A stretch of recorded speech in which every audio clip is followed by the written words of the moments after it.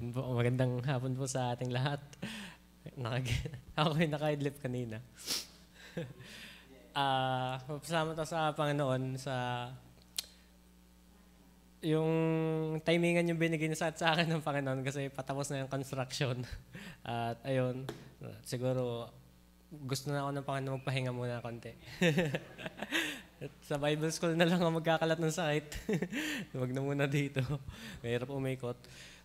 Pinagpapasalamat sa Panginoon yung kagalingan, tsaka si Jander, magaling na rin.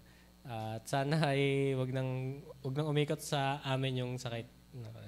May 3 pa kaming natitirang mga men doon, magkakasama. Si Kuya Henrik ay may pahalimhim na. Sunod na rin si Mark. Hindi ko alam kung sino susunod. Sana ay wag nang kumalat ito. Pinagpapasalamat ko rin sa Panginoon yung kami ay hindi nasugod bahay gang. Pag kami ay liligo, hindi na kami kalat. Pwede nang gamitin yung boys. Ako ay masaya doon. At tsaka pagpapasalamat ko rin sa Panginoon yung natapos na anniversary. Hassle ang preparation. Gustong kong mag-invite.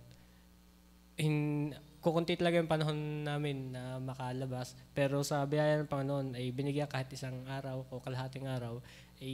Majority naman po sa ating mga napuntahan ay naka-attend po. Ako nga ho ay nagulat eh. May pagpunta ho namin ay buti yung ang isip ay akalay yung tayo ang hinahanap, yung pong maganda eh. Akalay tayo nagtampo na. Kaya biyaya ho na majority po ay ating pong napuntahan. Pinagpapasalamat ko rin ho yung pag-iingat po sa Sabbath. Ako po pala ay enrolled na. Enrolled na rin. Sana yung mga kasama ko din maka-enroll na rin. At yung compliance din po sa mga project sa school ay biyaya naman po. Nasisingitan ng time. Yung pagsama ng Panginoon ay patuloy ko pa rin nararamdaman, tsaka yung pangungusap sa kanyang mga salita.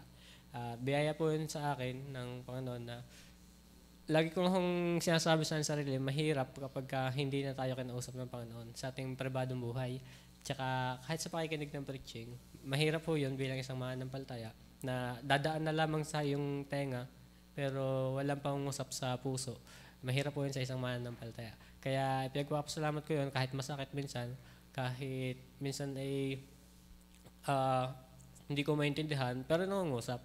Ramdam niya po yun, ramdam ko kung sa akin sarili.